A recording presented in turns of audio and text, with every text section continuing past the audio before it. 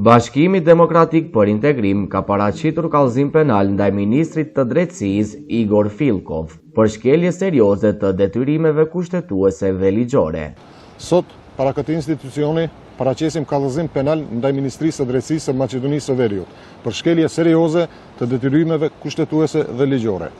Së pari, për pengim të zbatimit të ligjit për përdorimin e gjuhëve në kundërshtim me nenin 7 të Kushtetutës së Republikës së Maqedonisë së Veriut dhe nenet 1, 2, 3 dhe 9 të ligjit për përdorimin e gjuhëve, të cilat e njohin gjuhën shqipe si gjuhë zyrtare krahas maqedonishtës dhe detyrojnë institucionet shtetërore të sigurojnë përdorimin e gjuhës zyrtare të palëve në procedurat dhe dokumentet zyrtare. Së dyti, për mos zbatim të detyrave zyrtare në dëm të të drejtave kushtetuese dhe ligjore të qytetarëve shqiptar, në kundërshtim me nenin 9 të Kushtetutës, barazia e qytetarëve para ligjit dhe nenin 353 të Kodit Penal, keqpërdorimi i detyrës dhe autorizimit zyrtar. Refuzimi për të organizuar dhe mbajtur provimin e jurisprudencës në gjuhën shqipe cënon drejt për drejt të drejtën e përdorimit të gjuhës zyrtare në procedurat para institucioneve. Së treti, këto veprime përbëjnë cënim të barazisë së qytetarëve sipas nenit 137 të Kodit Penal dhe janë në kundërshtim me dispozitat e ligjit për parandalimin dhe mbrojtjen nga diskriminimi, i cili ndalon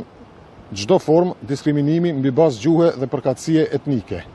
Mosbatimi i ligjit dhe mohimi i kësaj të drejte dërgon mesazhe diskriminuese dhe rrezikon thellimin e tensioneve në një shoqëri multietnike.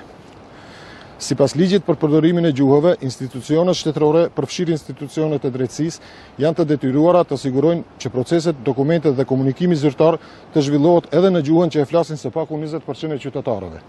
Duke mos ofruar provimin e jurisprudencës në gjuhën shqipe dhe duke refuzuar zbatimin e kësaj të drejte ligjore, Ministria e Drejtësisë ka shkelur detyrat e saj zyrtare, ka cënuar parimin kushtetues të barazisë dhe ka vepruar në kundërshtim me rendin juridik të shtetit.